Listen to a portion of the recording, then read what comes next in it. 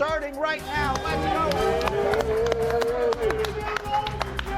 Orlovsky is in Vegas for Monday Night Football, so Teddy Bruschi is here. After the regular Monday crew, and it begins with the 5th meeting in 5 years between the Chiefs and the Eagles. First-time teams in different conferences had ever met 5 times in 5 years. They had split the first 4, including 2 Super Bowls. Here we go. Less than a minute to play in the first quarter. Saquon Barkley. Offensive line starts out dominating for the Philadelphia Eagles. Saquon ready to go. Eagles up. The other side, Chiefs down 7-3. We're under 3 minutes to go in the half. Rex, this was pretty much the offense. Yeah, absolutely. Patrick Mahomes running for his life. Why?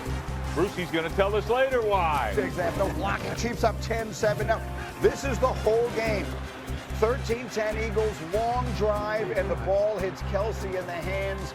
Teddy, a devastating turn of events for Kansas City. After a long drive, too, it was 90 degrees out there on that field. The Chiefs are wearing down the Eagle defense, and they come up with a huge play. Makuba, Johnny on the spot. Their chances to win the game fell 26% on that play. And then back the other way come the Eagles on the ensuing drive.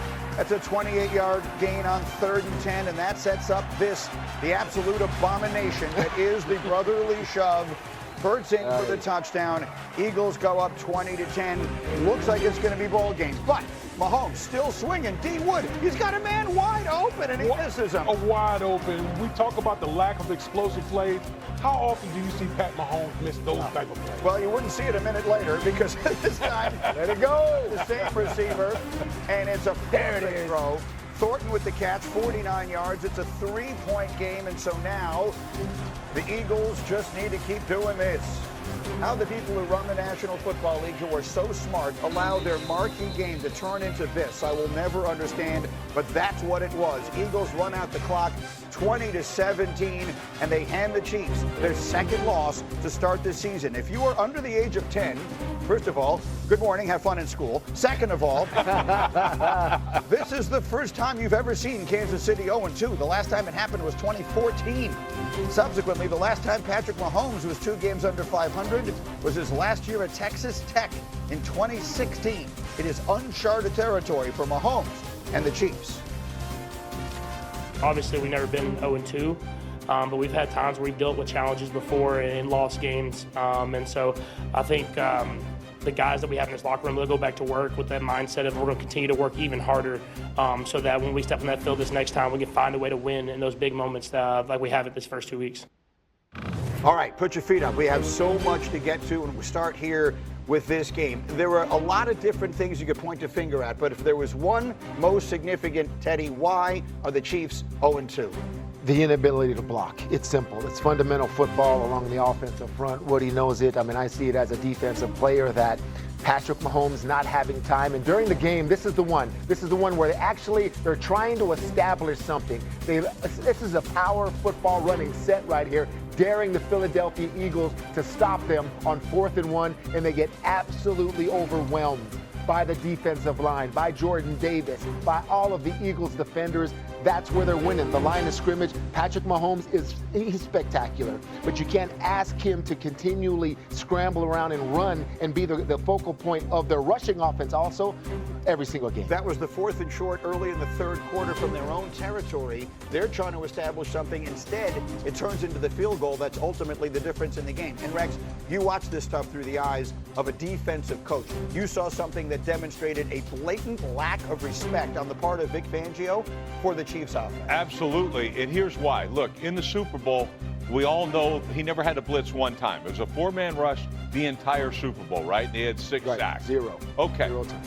This game, a third of the pass attempts, Vic Fangio sent blitzes. By the way, Vic Fangio never blitzes. Right. All right? And it just tells you right there, who's he respect? He's got no weapons.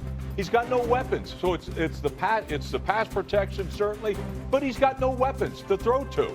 And so until that Rashee Rice gets off a suspension, that's the way you can anticipate preparing defenses going after Patrick Mahomes. And Until you get some type of weapons, man, this ain't the same team. Rashee Rice suspended. Xavier Worthy still injured. We'll ask Shefty in a second when he might be back, maybe as soon as this week against the Giants. But for the moment, that leads you, D. Wood, to say what about Kansas City? Nobody's scared of anybody over there. You talk about Vic Fangio, and the reason why he blitzed a third of the time is like, you look around, who's the guy that can hurt me?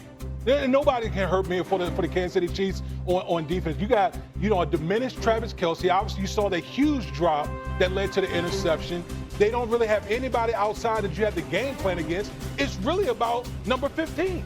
Number 15 pulling the rabbit out of the hat, doing spectacular things that we've been accustomed to him seeing. But if you don't have that, the Kansas City Chiefs have nothing on offense that threatens any of these teams out here. This is something you just can't come back from right here. I mean, the Travis Kelce drop was huge. I mean, this is after a 13-play drive. It's 90 degrees out there. They're wearing down the Eagle defense, and then all of a sudden, Makuba gets the play. But you know what? That you talk about a 13-play drive. That's what we've been talking about with the Kansas City Chiefs. The problem, because it is so hard to make these drives in the National Football League without any explosive plays. Okay, and then you go. That's right. You don't have time to protect, and then obviously you cap off a 13-play drive with a crushing interception on the goal line. We also said all week long, will the Chiefs get their running game going? It's the second consecutive week in which Mahomes is their leading rusher. Everything does not look right here. Shefty, your biggest takeaway from this day? The biggest thing here to me is that this game was lost in March. This game was lost when the NFL owners refused to ban the tush-push from happening. It wasn't lost yesterday. It was lost in March. And there might be a lot of games that the Eagles play that are lost in March because this play is unstoppable. It not only does the defense not know how to handle it, but even the officials don't even know how to handle it. You're seeing the Eagles linemen jump off sides every play and nothing's called. It's a false start. So the officials have no idea. Defenses have no idea, and the Eagles get to do whatever they want on every single play in the tush-push. And again, I know people hate it, but they have mastered it. They have dominated the line of scrimmage. The Chiefs are up for the challenge. You see them right there. I mean, you see the plan to stop them up front, but you can't when it's a false start. I mean, we're all looking at the ball, and all of a sudden you got two guards coming at you. Just officiate it properly. That's all. I mean, we as defenders, we love the challenge. We'll try to stop it. We can get it stopped in critical situations. But right there, two players false starting. I mean, that should be 5 yards, and they should be back on the 5 yard. Look, you can see it from the top. That is a false start. Officiate it properly. They don't know how to officiate it. They don't know how to stop it. Nobody knows what to do about it.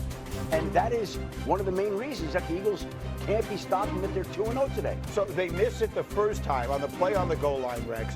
Brady comes out of the commercial and immediately shows you that it was that. I'm asking you as a head coach. That word is relayed to you at some point, right? So does Andy Reid not say to the refs, hey, the next time they do this, be watching for the false start? Because they do it again on the next sequence, and it's not called again. Yeah, it almost looks like it's being taught. I mean, that's what I'm saying. So quite honestly, yeah, every coach in the league is going to say, look, we got to get this officiated correctly, 100%. And yeah, don't kid yourself. I think it's being taught because both guards fire off. Why would you do it? You've got to get some kind of movement to allow it. So they're teaching it this way, and I think they say, oh, no, we're not. The hell you're not, because it's not just coincidence, in my opinion. And I don't blame the Eagles for it. No, I don't either. If it's legal, do it. And if they don't call it, do it. Everyone.